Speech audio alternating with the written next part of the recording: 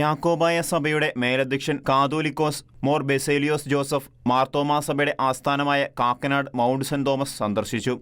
Zero Malabar മെത്രാന്മാരുടെ synod സമ്മേളനത്തിനിടെയായിരുന്നു Mar Baselios Joseph catholicos തിരുമേനിയുടെ സന്ദർശനം.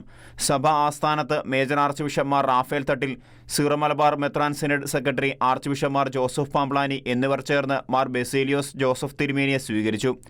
തുടർന്ന് സിനഡ് പിതാക്കന്മാരുമായും മേജർ ആർക്കി എപ്പിസ്കോപ്പൽ കൂരിയയിലെ മറ്റ് അംഗങ്ങളുമായും അദ്ദേഹം ആശയവിനിമയം നടത്തി. സഭകൾ തമ്മിൽ, പ്രത്യേകിച്ച് സീറോ മലബാർ സഭയും യാക്കോബായ സഭയും തമ്മിൽ വളർത്തിയെടുക്കേണ്ട സഹവർത്തിത്വത്തെക്കുറിച്ചും കൂട്ടായ്മയിലൂടെ ലോകത്തിന് നൽകേണ്ട ക്രിസ്തീയ സാക്ഷ്യത്തെക്കുറിച്ചും മോർ ബെസേലിയോസ് ജോസഫ് തിരുമേനി എടുത്തു പറഞ്ഞു. കാലഘട്ടത്തിലെ പ്രതിസന്ധികളെ ഒരുമിച്ച് നിന്ന് നേരിടാൻ കഴിയുമെന്ന പ്രത്യാശയും അദ്ദേഹം പ്രകടിപ്പിച്ചു. സീറോ മലബാർ സഭ major archbishop Mar Raphael Thattil പിതാവ് യാക്കോബായ സഭയ്ക്ക് എപ്പോഴും ഏതാവശ്യത്തിലും സാഹോദര്യത്തിന്റെ കരം നീട്ടാൻ സീറോ മലബാർ സഭ സന്നദ്ധമാണെന്ന് ഉറപ്പു നൽകി.